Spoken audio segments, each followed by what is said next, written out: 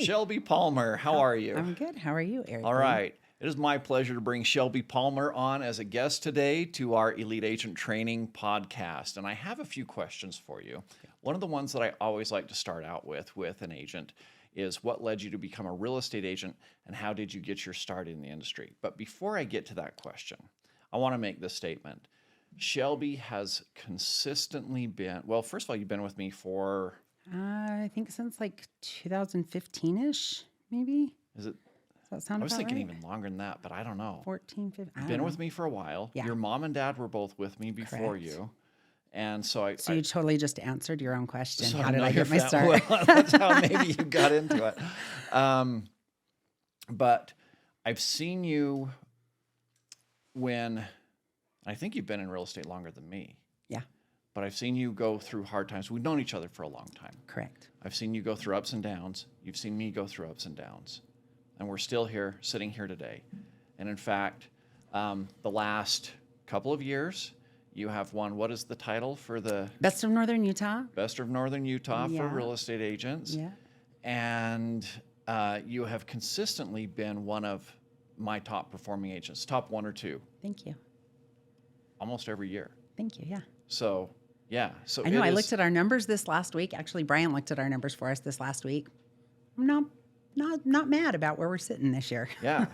So you're killing it. In fact, I think you said first quarter you were ahead of where you were last year. Correct. And Yep. last year was the biggest boom year of ever. So Correct. even in a down market, and I know it's not like that every month, That's true. right? But even in a down market, you are consistently closing high volume. Thank you. Yes. So to the question, how did you get started in real estate? I've already let the cat out of the bag a little bit, perfect. mom and dad. Actually, just mom. Yeah. Okay. My dad actually came in late as well. Oh, that's right. I We dragged remember. him in kicking and screaming, but remember my mom that. dragged me in kicking and screaming, actually. So I was 19 years old, and my mom was selling real estate and was busy, and I didn't know what it was that I really wanted to do with my world. And I wasn't loving what I was doing, working production at a production facility in West Brigham City. And I just didn't really love that. And so my mom talked me into coming in and helping her out at 19 years old. And who in their right mind trusted a 19-year-old kid to sign contracts on big purchases for them? Much less big purchases than they are now. I mean, we were talking like $65,000 Right. houses, was kind of the going rate there. But yeah, I'm not sure who trusted that, but that's where we started. So been doing this since I was 19 years old. So... And I know it wasn't always easy for you. No, it's- like even though your mom and later your dad was in the business, but primarily your mom.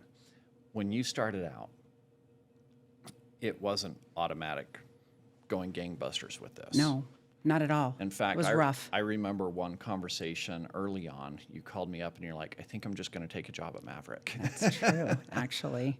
And They offered me a job at Maverick. yeah. Like they did. And you get free Slurp. I don't know. Do you get free Slurpees if you work They're there? not Slurpees at Maverick. Is that 7-Eleven? Yes. They still have a They machine. do. don't It's like the they? slushy or something like that. I don't Yeah, know. Slurpee. I don't know. I didn't take the job, so I don't know if you get free ones or not. So yeah. So it hasn't always been easy, but as I mentioned already, you have persevered through some crazy times. You know, Yeah. you were in this during the market crash in '08, the years following that where it was pretty wild. Correct. This latest recession just recently that we're still in the middle of, where Yeah. a lot of agents are questioning, is this the career for me? Yeah. And I actually officially quit 2 times. I have quit at least 75 times, but usually I pick it back up the next day.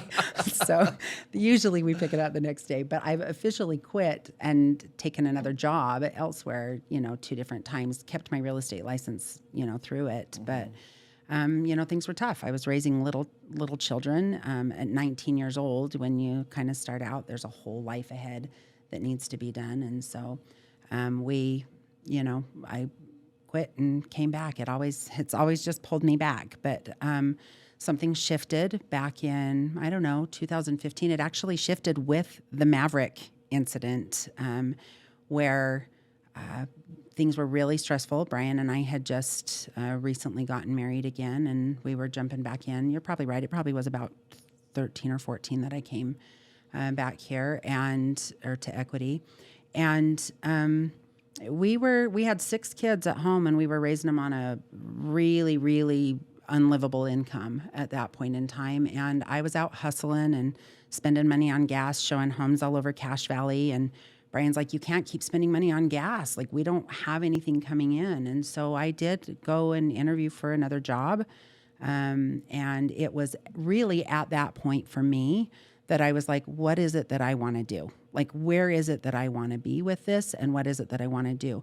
And there's absolutely nothing wrong with working at Maverick. Absolutely nothing. It was not the direction I wanted to head. It was not where I wanted to see. And I knew that if my clients saw me there, that was kind of the beginning of the end for me. And so I made an executive decision that was not super popular with Brian, who's sitting right over Right there. here. Yeah. Was not super popular at the time, and decided what I really wanted to do. And that's when the commitment came. And there's something about that, there's a book called 3 Feet from Gold, and there's something about getting right to that end where you have to make a decision, and making the decision to invest in yourself, to invest in what you want to do, to say, no, I really am going to keep pushing instead of quitting. And that was where the shift for me happened, was in that, no, I'm really not going to do that. I'm really not going to take that job, at Maverick. I will go get a Slurpee later. Not a Slurpee, because they don't have Slurpees at Maverick. I'm calling them Slurpees. I'm doubling down. I'm going to go get me a Dr. Pepper. That's fine. So that is where the shift happened. Literally the next morning, it was like the universe decided, good night. I was just waiting for that. Like, thank you. I needed you to make that decision that that's what you were really going to do. And everything opened up, and things just started falling into place. Like, I worked hard, really, really, really hard. I hustled my butt off, and I worked really hard. But it was like, that was the piece that was missing for me. Now, I don't remember, how long ago was it since Brian joined you in this business? I think Brian came in 2015. He's been 7-ish years, 7 or 8 years. Yeah, so now he's fully on board with you, rather than trying to discourage you from spending gas money. Now he's in it all the way. You're both in it neck deep, Brian right? keeps booking trips to places. Hey, we're going to go here. Brian's talking about a beach house, which I have to tell you, this is really big stuff, because when Brian and I met, and I hope it's okay that I share this, he's sitting right there, so I hope it's okay that I share this. But when Brian and I met, Brian was making, $11 or $12 an hour working at a nursery job, which he loved, but we did not have the income to support, what the kind of lifestyle that I wanted. And there was a point in time early in our relationship where I'd been reading books. Like, I'm always the growth mindset kind of girl. And I'd read this book. It was called, I can't remember. I'll come back to it in a minute. But I'd read this book where they had you sit down and figure out like a business plan, how much money you would have to make to have the lifestyle that you wanted. And it was $200,000, like, to be able to do this. And I went to Brian and I said, I got to make $200,000 to be able to have the life. And he was like, whoa, hold please. Like, we are not $200,000 people. And I was like, you are not $200,000 people, but I just figured it out, and I have to be $200,000 people, right? Yeah. And there was some real stress between Brian and I, because Brian came from a very fixed military mindset, and nothing wrong with that. It's just that he and I are very and legit military. I mean, that's his legit. background, Yeah, he's retired military. Yeah. Mm-hmm, yeah. And so he knew to the penny what his paychecks were going to be for 25 years, and so to come in and to a whole new relationship, I mean, it was a very stressful time in our lives, trying to mesh two families and two completely different ways of doing things and mindsets was very, very interesting. And so when I said this to him, he was like, what are you doing? And so getting Brian on board with this and having him being able to see this and just hearing him talk about the beach house, we all kind of roll our eyes and laugh about it, because Brian talks about his beach house pretty regularly. But Brian will have a beach house, and it is because of this industry, and it's because of the drive and the willingness to keep going that will allow that to happen. Yeah. So now we've talked a little bit about like $200,000, which to a lot of people may seem like a huge number. Still. Okay. It is a huge number. Talking about beach houses. but I have had, and I would call it an absolute honor to observe you and Brian together on this journey of struggling and fighting and clawing, and it has never been about the money for you. No, never. So when I ask you my next question, what makes you stand out from the competition? It has never been a drive for money. Never. You may have had a vision because you're all about growth, and this is where I want to grow personally, but I have never once had a phone call from you saying, but we really need this deal or anything like that. It has always been, this is what I'm doing for people. Correct. Thank you. Thanks for that. Thanks for recognizing that too. So in my business plan that I had to create to figure out that I needed $200,000 a year, much of what required that kind of money was the amount that I wanted to be able to give back, the amount that I wanted to be able to do. It was not about what I needed for me, but I did want to be able to travel a little bit here and there and that sort of thing. But mostly it is about what I want to be able to do to serve our clients. So, the question of, what do I do to set me apart? It always 100% is about my clients first. And my clients know it. I love them. They love me back because they know that I love them. They are always my number one first priority in everything that we do. So I will sit down with the clients, find out what their needs are, and go from there. I really, truly believe that people will pick up your energy. I'm a big believer in it, that they will pick up your energy. If you are anxious, it's like you walk into the appliance store, and you can tell when the guy starts following you around and that sort of thing. You're like, dude, leave me alone. Just let me do this. There's an energy about that when you're in it for you than about when you're in it for the people that you're in it for. And they know that. They pick that up. So that's one of the things that sets me apart. Is you're absolutely right. And thank you for recognizing that. There's never been about the money. The money follows. The money comes. Follows. It's a beautiful side benefit to doing the right thing by the people that you work for. Yeah. And it's not easy. And I've seen, in fact, one of my biggest challenges with you, and it's one of my questions later on, is because we have had so many phone calls over the years talking you off the cliff. Because you're burning the candle at both ends constantly. And it's taking care of people. Yeah, like I've got to run out here to do this for this person. I'm doing this for this person, and you never stop doing things for people. And I've constantly said, "Hey, it's okay. You can set boundaries and tell these people, I'm going to stop serving. I'm going to stop serving at this point in time." And up till now, you've never been willing to stop serving. And that B word, right? Boundaries. Not the B word, but the B word. And I don't know if I should admire you for that. Sometimes I feel sorry for you for that. But in truth, in my heart, I admire you because it's the core of who you are. Thank you. And I've seen it not just with your clients, but you demonstrate it with your family. Thank you. And again, we've known each other for a long time. So you've seen me go through divorce, and I've seen you just fight with all your heart for your kids. And Brian and I come together and go apart and come together, right? I mean, it's life. Tough. It is life. It's life, right? But through all of it, you've never stopped leading with your heart. Thank you. And I do think your clients know that. What percentage would you think of your client base is past clients or referrals from clients? I mean, almost all of it.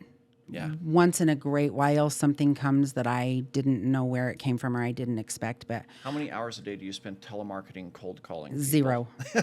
That's right. We need to go, how many hours a year do I spend? And that is also still 0. Yeah. That's not my lead gen. For you, it's all about serving. You're leading with your right. heart. And the hard part for that is, a new agent comes in and says, how do I do this? And so much of it is repeat business for me. But the truth of the matter is, and the crux of it is, we didn't really see this influx in business until 15 or 16, 17, 18, somewhere in there. Yeah. So yes, I've been in the business for, if you're counting, if my Box Elder high school math is correct, it would be about 30 years. Don't put Box Elder on the spot. Well, that's why I'm in the people industry and not in the mortgage industry, because math is not my thing. But it's been a hot minute. But really, only the last maybe 7 or 8 years is really where things picked up, took off, and my repeat business is coming from that. It's not it. So people go, yeah, well, if I'd been in the business 20 years, I could have the repeat clients too. I don't have 20 years to wait to have repeat clients. You have one transaction to wait before you have repeat clients. Yeah. One transaction is all you need to have them tell their friends, to have their friends tell their friends, to have, this all happen and to have it open up. It doesn't take 20 years. Yeah. But that's not easy. And there was a lot of not just personal growth for you, but definitely personal growth, but also business growth. And you've constantly invested in yourself. For sure. So much. To have that growth. So much. So that in the last 6-7 years, you've been able to realize this level of success that I don't know if we had taken a snapshot, 10 years ago that you would have ever imagined. Oh no. You'd have been like, no. I dreamed of it. I'd hoped it. I'd vision boarded it. I'd done all of the things, but I believed that it could happen, but also I kind of was like, I don't know if this can really happen.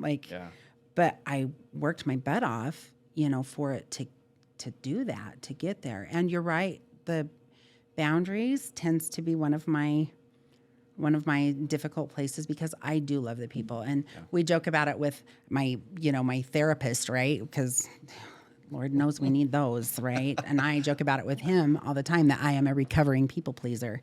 So that's kind of, where I'm at is I love the people. And that repeat business comes because you love the people. Now, this may sound like an interesting segue here, but so I ran a report today that you've earned $39,000 in profit share. Now with equity, and this is my training podcast and everything, but I'm your broker. I do manage real estate agents as well. And we are one of the least expensive companies out there. So we're only taking $4.99 a transaction. Right. So it's a very small pie to split up into very many pieces. Sure. But we give 100 of that back to the agents in the form of profit share. If you recruited somebody. So when Brian closes a deal, you get profit share. Yes, it's so nice to get the little direct deposit voucher that I didn't even know was coming. And it's like, oh, hey, you just made $100. So $100 at a time, you hit $39,000 as of today. That's hey, a agents lot. Who are under, thank you. So, and I've watched agents come, and you're not out putting flyers on people's cars at the testing centers, which I've seen other agents do. But you've been very effective in getting agents to join. I think a lot of them, and this is where that segue comes in, a lot of them look at you now and see this person that's highly successful, and they're drawn to you because success pulls in people. Mm-hmm. They're drawn to you, and they're like, I want to be what she is, right? And so I want to be affiliated with her, and yet not all of them make it. I mean, there's an 85%, the latest results that I'm getting from the testing centers, 85% of new agents are failing. They're going out of business in their first year. And so they see the success, but what they don't see is the hard 15 years so much hard before success started to come. And now the success is still hard. And even if they could have that success today, I don't think most of them would be willing to do the work that you're doing today. Like, you work hard. Thank you. I actually had an agent who is, a producing agent within our office say to me one day, I've watched you. I used to think I wanted to do that. I don't want to do that anymore. I have no desire to do that. He said to me, at what cost, right? Well, it's different for us at this point in time. Our kids are mostly gone, and so we have a little bit more time to be able to devote. But there were a lot of nights that we gave things up. There's a meme that somebody had sent me a while back of a ballerina, and you see the shoes, and you see what the feet look like underneath the shoes of the ballerina, and all you see is the ballerina on stage, but you don't see what those feet look like underneath. It's not pretty. That's not it's so messed up. It's so not pretty. But that's kind of what happens here. And I do see, I am approached regularly. I mean, regularly, easily more than once a week from people who are interested, who are thinking about coming, who want to come do this, who ask me how to go about doing, the kind of business. And many of them, once they see what really does go into it, I give up. I give up a lot. I don't, now as things are, as success is coming and things are flowing a little easier, we're giving up a lot less than what we did for a while. But I don't have weekends. I don't have evenings. I don't, why, if a client calls, we do it. The first probably 3 years of our marriage, here's Brian and I, and every Friday night we're out showing houses somewhere around Cache Valley, spending gas money that we don't have, and that's date night. And, a lot of people really aren't willing to do that. Do you have to do that to make the kind of success? I don't know. But I do know that I did without doing that before, and I didn't have the success that I do now. So I would say at some point, yes, you do have to make some sacrifices. Whether you have to sacrifice the level that I have or not, that's up to you. But yeah, some sacrifices have to be made. Yeah. And I think there is something to be said, and it's not easy working with your spouse, because for a lot of people, they want to be able to put down work and not deal with work all the time. Brian just happens to be like-minded. He never puts down. He's always willing to serve. He's willing to serve just as much as you. He is now. Oh, he's always been willing to serve. Yes. But clarification there. Yeah.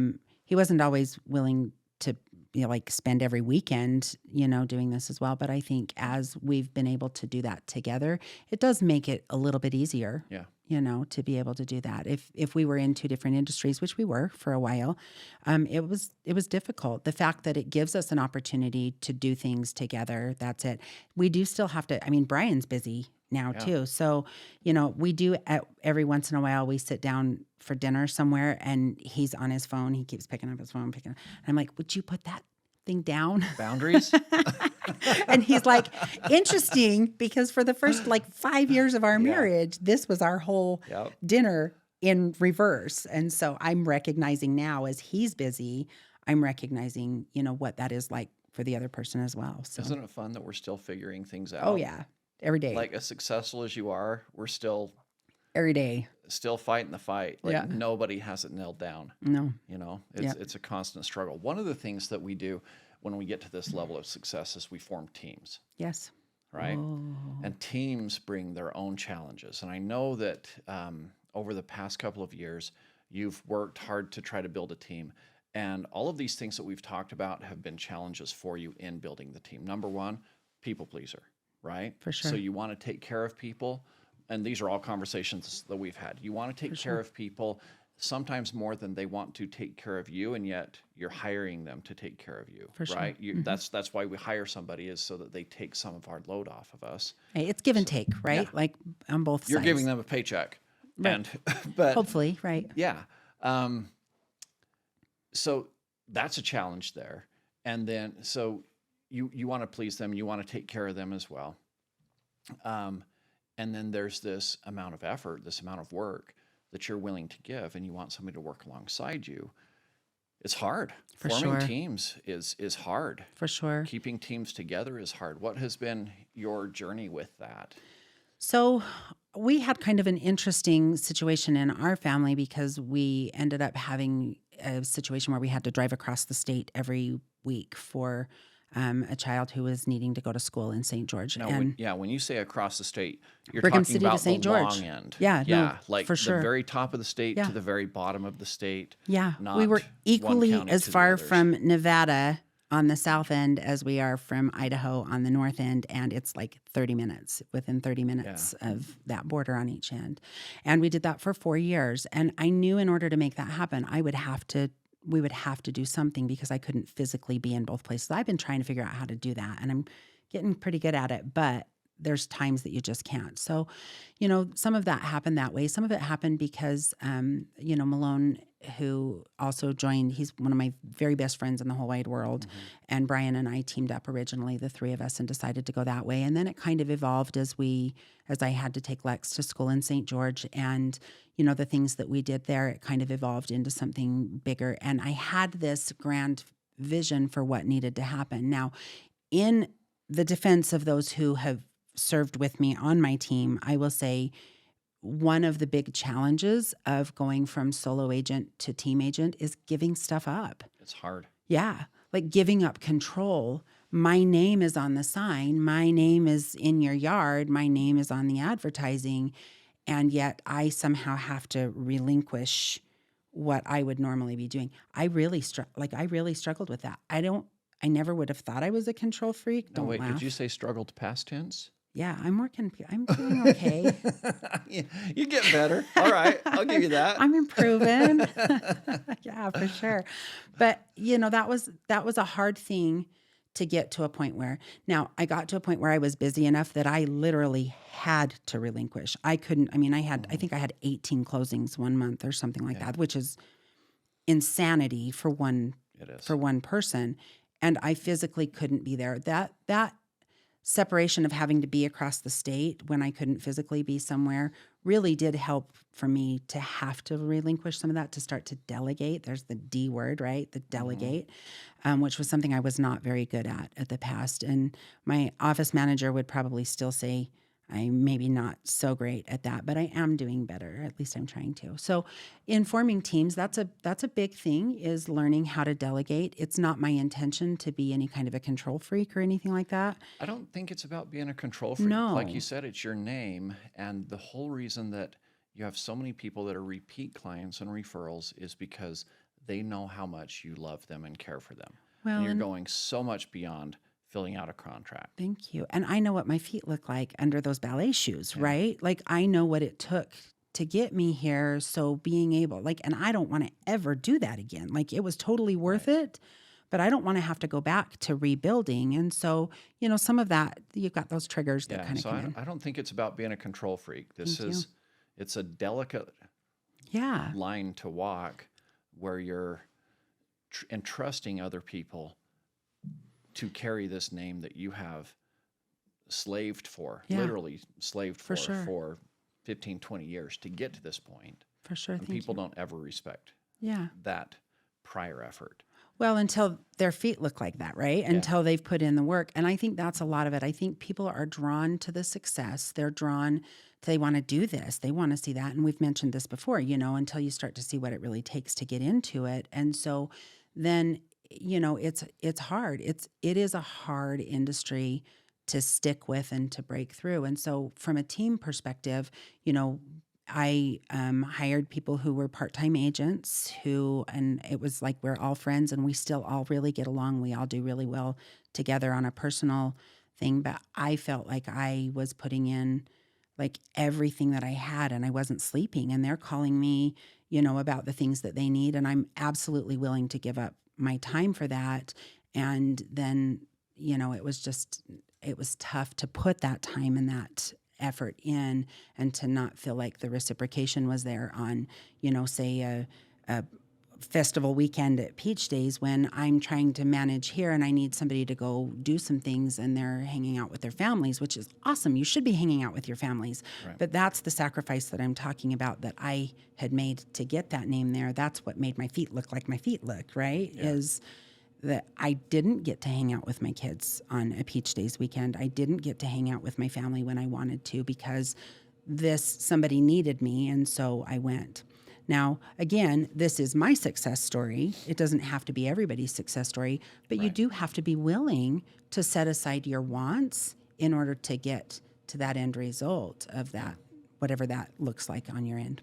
Yeah. And when you're building a team around your name and that's what you took to build your name, your team kind of needs to go into it understanding that as part of the communication. Just, I guess, like any relationship, right? Yeah. You communicate right up front those expectations and say, this is what it took for me to get here. This is what I need people to do on my team when you're on watch. Which is what I will absolutely own. That was a struggle for me, was that, communication there.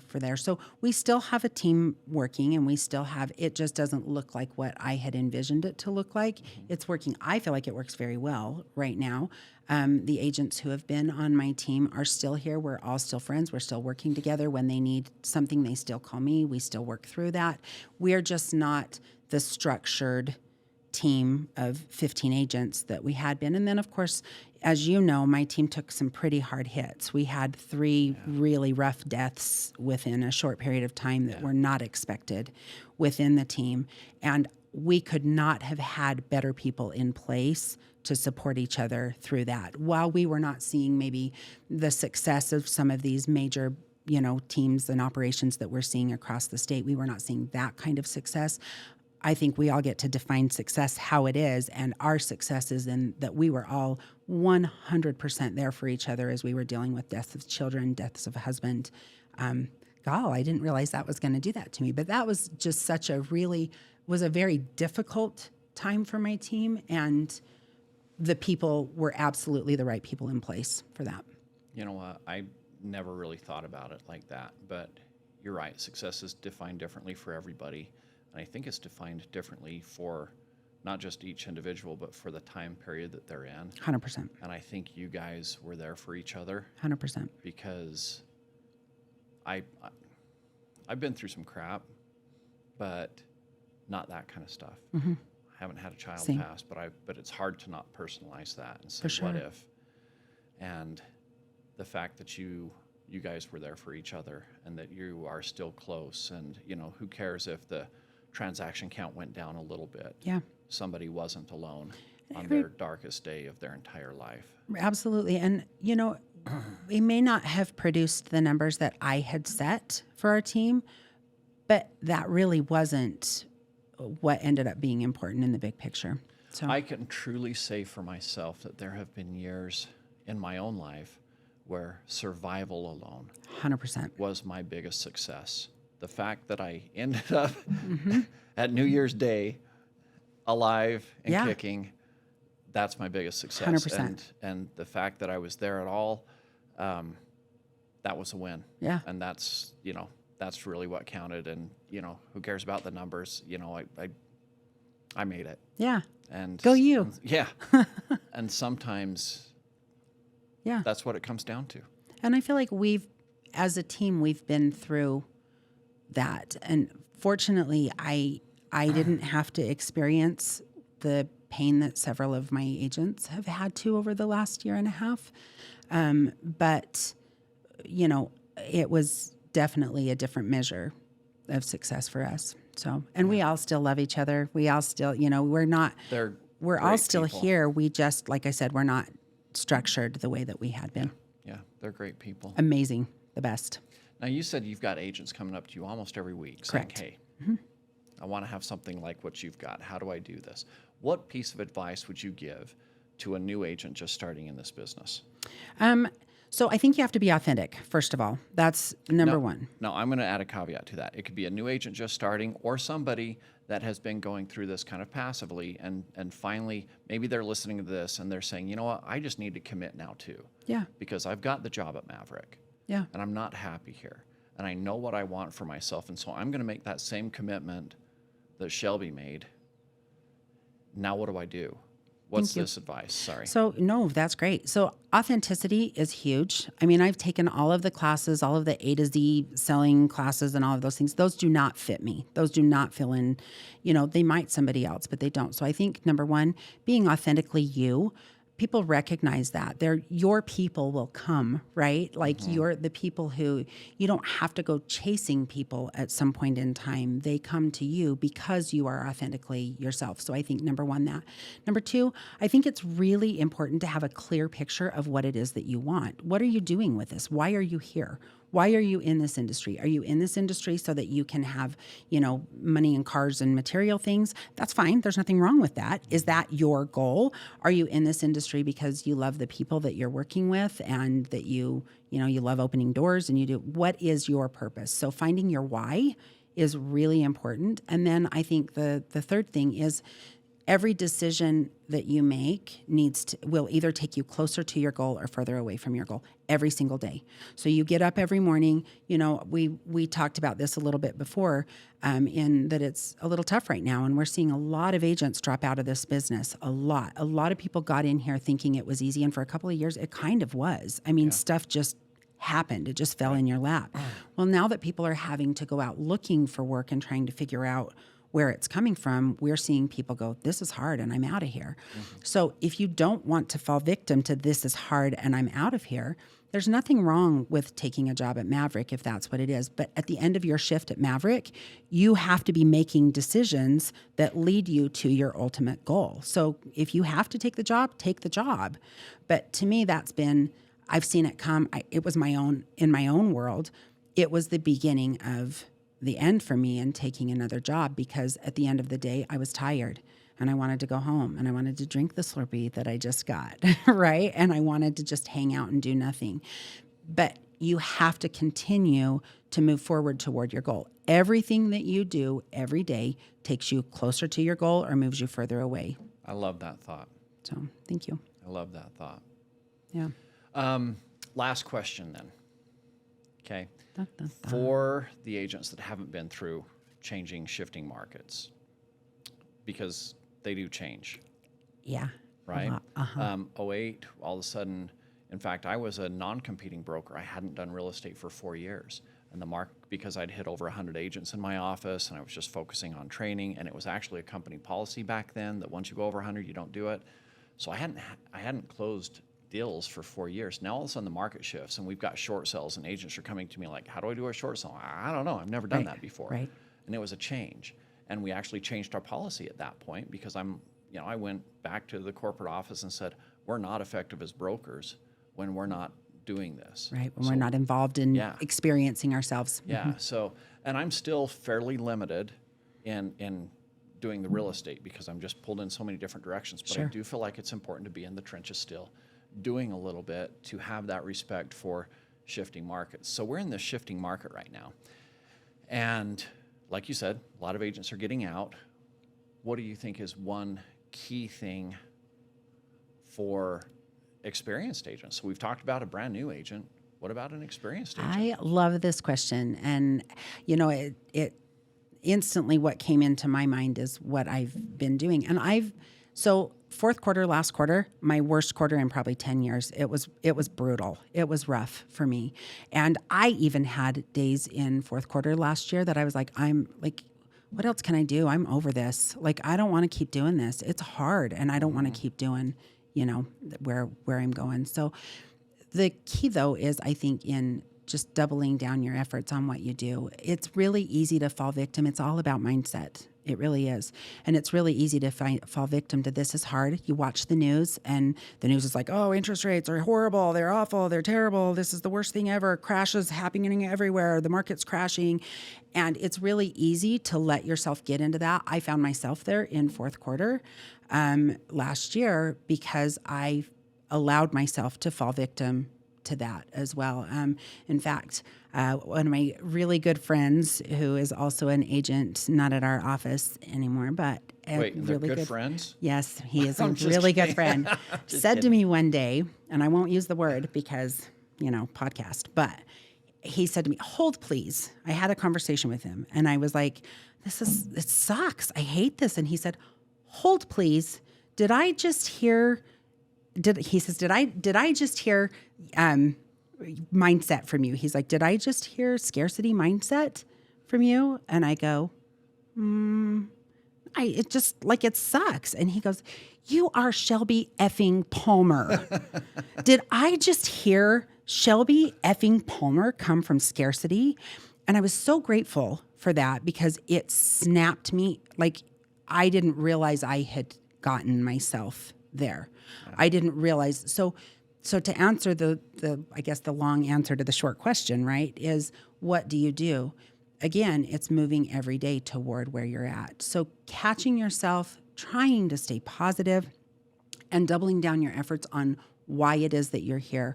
One of the things that I started doing again, and probably why I had the best first quarter, again, we just talked about that at the beginning of this, this visit.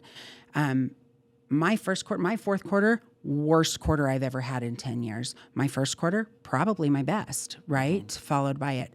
The reason being is, once I realized I was in that scarcity, I was falling victim to scarcity mindset, I was able to go, okay, what is it that I love about this industry? Well, I love the people. I love it. I absolutely love it. So I was able to sit down with my cards and start writing things out. When things get slow, we have an opportunity to decide whether we're going to enjoy the slowness, fall victim to the slowness, however you want to look at it. You know, you move back into doing things that you're hanging out on the TV, you know, on your couch and watching TV in the evenings instead of, you know, sending out cards or making phone calls or sending texts. And it's really easy to fall victim to that. So doubling down your efforts on what it is that got you there when you were there is really important, I think. I've been focused a lot this year because so many agents, like you said, the last few years, they might not have, things just fell in their lap. House is sold easy. Put them on the market, it sold. You didn't have to learn marketing. You didn't have to. Why so many agents jumped into the business in the last 2 years. But they didn't learn the work ethic that Correct. it takes over the long haul 100%. to stay in business. And so for me, I've been preaching every month. And we just had our meeting on Tuesday, our office meeting, our mastermind group or whatever. And typically we'll mix up goals a little bit. I'm like, I'm not mixing it up. This whole year is the year of habits. What habits do you have? Because the people that have the habits will survive. The people that don't have the habits will not. 100% agree. And a lot of us, even if we used to have the habits, we didn't have to have them for Or 19, 20, whatever. or we couldn't have them because you were so busy Yeah. that you didn't have time to sit down and do Right. Good the point. things. But now we have to. 100%. And so those habits, to me, it comes back to systems. It comes back to that discipline and just doing it, doubling down on that. I agree with that. And so not easy, but even for people that are at the top, Yeah. it's not easy, right? Yeah. So I really appreciate you joining me today. Thank you. Learning that first of all, success is hard fought for, For sure. and that it is a constant journey of self-development and self-growth. Constant. Like I said, 30 years, if the math is correct, we're looking at about 30 years. And even still, in just the last couple of days, Brian and I have been visiting about stuff, and I'm like, oh my gosh, I didn't even realize I was doing this. You know, it's also really nice. I'm a big fan of having some sort of coaching, mentoring, accountability, you know, something. And it doesn't have to cost you a fortune to do it. It's not better because it was, in fact, one of my biggest mistakes ever is I paid a whopping amount of money for a coach that I didn't like. Yeah. And it did not fit with my, like the way I do things. Didn't fit with your heart. Not at all. And great guy, great human, fine. Nothing, just not doesn't work for me. Some of the best coaching, the best, mentoring I've had either hasn't cost me or has cost me little, though I do think it's good to invest in yourself. I think something happens when you spend money, whether it's, $25 or $2,500, something happens when you're investing. There's an exchange of energy that happens there. And so that is good. But I do think it's really important to have somebody that you can work with, that'll help keep you on that track. Thank you. And Thank folks, you. that's Shelby effing Palmer. And I appreciate you joining us today, and Brian for being our guest on the sidelines. Thank you. Thank you. Thanks for having me. Yeah. It's been fun.